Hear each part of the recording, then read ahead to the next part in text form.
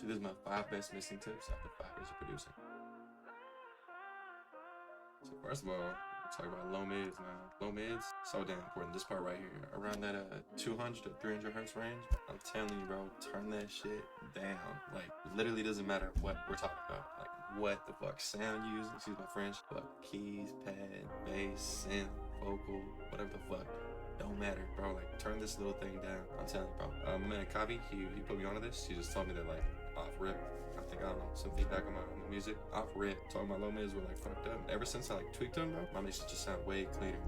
I'll show you an example right here. So is this little area right here.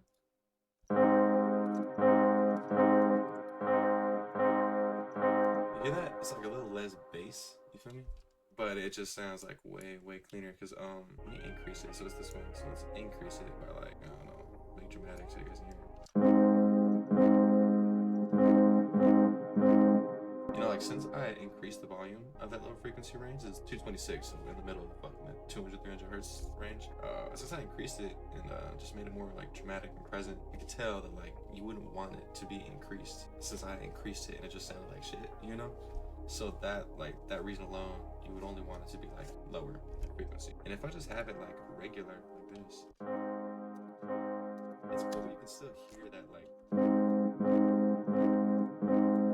that sound. You can still hear it right here. And though you might not be like used to, or you might be used to hearing it like that, you might think that it's cool. It can still sound like muddy. Like that creates the muddiness sound. And when you have a bunch of sounds like that, forget about it. Your mix is gonna sound just doo-doo. It's gonna sound really muddy, really cluttered. So when I do it here, let's see if we can find that. Cool. So I dropped mine. This is lowered, what, 7.5 decibels down. I really mess with like, say 7 to like 12 decibels of like lowering my low mid range. So the 200, 300 hertz, lower it by like 7 to 12 dB. You will thank me later. Every sound, I'm telling you, my keys, my pad, boom, my bass, boom. I'm telling you, man, my vocal, boom. Like I'm telling you, every single sound, bro. It like it pops up, just sounds horrible. Please do that.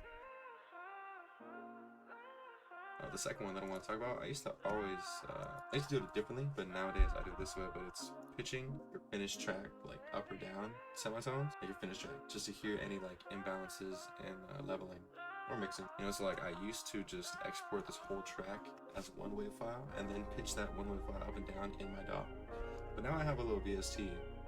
It's called the KHS pitch shifter on my master channel. I do this and just pitch this like up and down.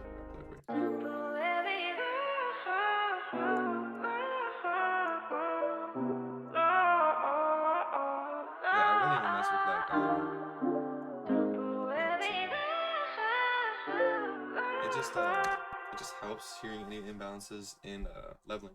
It's really cool because when you like level your music, I level with speakers, and so it just helps because when you think you got some shit down pat, and then you turn this thing on, and then you switch basically the key essentially, and you pitch it up or down, a semitone or two. Your ear isn't used to hearing it in that key, and so it's just like you will hear the imbalances in leveling because you haven't been used to hearing it in that key, you know, if that makes any sense. It's kind of like a new track when you change the key / pitch of the whole finished track. So instead of just leveling for like, I don't know, a couple minutes to, I don't know, an hour, however long it takes you to level, your ears get used to it, and then hearing it at a different key / pitch, it just helps hear like imbalances in the leveling that you were used to. So that is huge. Because again, like whenever I do like pitch it down 2 semitones and I hear something, like, oh shit, my vocal's too loud, just turn it down. When I go back to the original pitch that I had it at, it just sounds better and cleaner. So that was huge. Definitely, I recommend getting a little VST. It just saved me time because I would go like highlight everything and then Alt R, I think it is, the wave file. No, Control R.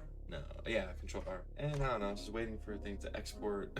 it just saved time. Getting pitch shifters, the same thing. Got the KHS pitch shifter. Highly recommend doing that, like switching pitches for a finished track to hear any like imbalances and leveling.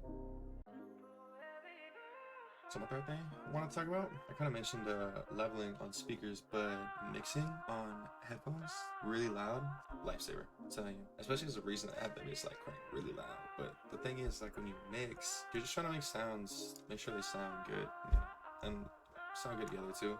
But it's really easy. Like this is my keys right here. It's really easy to miss like this stuff right here. And I know because I always EQ this shit out. But if I were to boost this part right here, let's just see how this sounds. You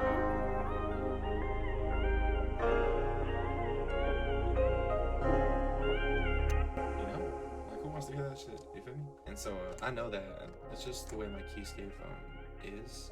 This is actually a month ago that I made this. I actually know how to fix it better now, but I still do this. I still cut out like bam up to right there, just because of that little I don't know, high-end squeaky noise. But it would have been harder to detect if I just used speakers and I didn't mix that loudly.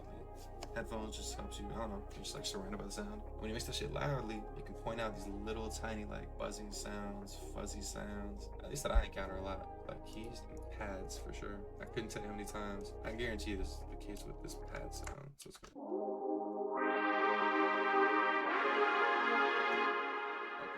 I'm just cutting out like doing my R&B EQ, but a lot of times pads will have like frequencies up to like right here, and they just have a little bit of trailing frequencies. I don't know how to explain it, but just like the frequency of the sound will be right here, and then this will be blank except for like a little bit of like static sounding shit, and I'll just cut it out. It makes it sound way cleaner because it's not there anymore, you know? Even when things like you can barely hear shit, just cutting it out and making it like clean so it's not even existent will make the mix sound so much better. So when you master it and turn on all your shit and I don't know, stereo image that bitch and like, I don't know, make shit just like wider, more full, more colorful, just match that bitch, increase volumes of shit, then you'll actually like, it'll come about and then maybe it won't sound as good as you think it would sound, even though you mixed it, you know, just because there's these little things that add up in each sound because you didn't cut them out. So yeah, mixing in a high volume in headphones, like high volume, catching all those little things, very high ROI. It's like fucking, I don't know, a couple seconds, bro. Please do that shit. And then I'd be damned if I didn't mention this tip, man. This is like an R&B-esque tip. I don't really mess with much genres, but honestly, like what I've kind of find, bro. Here's my keys EQ, and this is my pad EQ, and this is my bass EQ. Some of the R&B that I found is just cutting out the high end in these sounds. It's like a theme. So again, just R&B. I can't vouch for much other genres, but like this high end in sounds, I don't know. In a way, it just makes sounds sound cleaner. So if you make R&B, for you. I bet it could be applied to other genres, but in a way it just makes sounds sound cleaner. So either like cutting off high end or downsampling sounds. And that I know is very applicable in R&B. But I don't know, when you have these sounds, like you just heard my keyscape. This one. Like it had that little up. It had like that buzzing sound. You know? I just boosted it, even if we reset it. It's still there, so it's still helpful to cut it out. And you'd be surprised at how many sounds have just these, I don't even know what to call it, like resonance. I think resonance is the right word, but so many sounds have those little, I don't know, isms about them in the high end that if you cut them off, it just sounds better. It sounds cleaner, it sounds tighter. That goes for like every sound that I work with. Every like synth lead, every fucking pad, every vocal, every type of vocal. When I pitch that shit, drown that shit out, don't matter. Like whatever the fuck I'm dealing with, like just cutting out high end helps, like literally with everything. But that was big. So yeah, definitely cut it out or downsample it. Downsampling is just kind of getting rid of all the high end as a whole. So you can't even EQ it up. Let's say I go like Decimort. Decimort is a downsampler. It just gets rid of all these EQs above wherever this cut is. Because I believe even if I take these frequencies out from an EQ, I could like use my master to boost it up in this range. Like, oh. If I were to use this EQ and boost this, I think it would then like even this out, this frequency range. So yeah, Decimort, it just helps like get rid of these frequencies as a whole. So everything like above here would just not like be present in the mix. This is filtered keys, so that's why it's so aggressive. But yeah, very clutch. Get rid of high end. Then my last tip for y'all, my little fit tip, is just keep these effects racks simple and have simple preset effect rack presets. So you can see here, my effect racks, for the most part, it's pretty simple. I know it looks kind of like crazy right here. These are my vocals, but yeah, mainly I got like two effects, one effect for each, which is straight up just like reverb and then an EQ.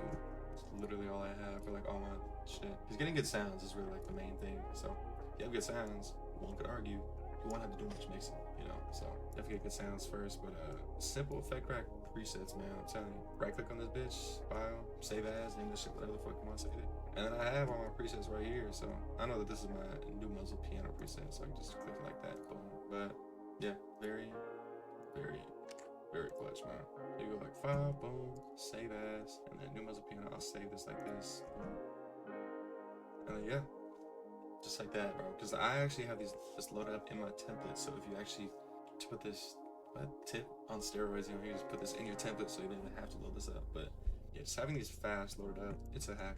Like boom, just like click it and boom. So like if this was off, my master, off, cool. So I have like this when I load up my DAW, and then I have my master on, boom, simple. But yeah, having it simple too, because of having good sounds. I mean, simplicity is just king. So yeah, having good, simple effect rack presets saved and preferably loaded on your template is clutch. That's for sure. Because I only like, I clock in, do my music, do whoop de whoop, and then I just be doing like, if that, you know, to my keys, and that's it. You feel me? My reverb is kind of where like from the feedback that I've got, and like personal taste, I kind of always set it here for my keys and let you go. But yeah, and that's all my 5 tips. But I will give you like a 6th one, a 6th tip. Stereo imaging, kind of mentioned it earlier, but it just makes your whole mix just like sound wider and more full. I mean, that's like, worry about it. That's the best explanation I can give you. But you can go ahead and mess this little knob right here. So mix your rack, not this top one, but this one. This is for your stereo imaging. The top one's for panning, but we can go to the bottom one. I separate all my like instrumentation sounds, except for the bass, by 25%. Then I got a stereo imaging plug-in on my master. Ozone Imager 2. Oh shit. So makes your whole mix, whole track sounds more full. So that is clutch. That's my 6th tip. You know, instead of just having like sounds be sounds in your mix, it just helps them like be more together and more full, more wide. So sounds very like industry ready that way. So yeah, that's my 6th bonus tip. But yeah, those are my 5 base mixing tips after 5 years of producing. Hope you guys found value in this video. Hope this video helped you. If it did, hit that subscribe button down below. This loop is actually available in my latest loop kit, Don't Leave, which is available with the first link down in the description below. Much love again, and we'll see you in the next video.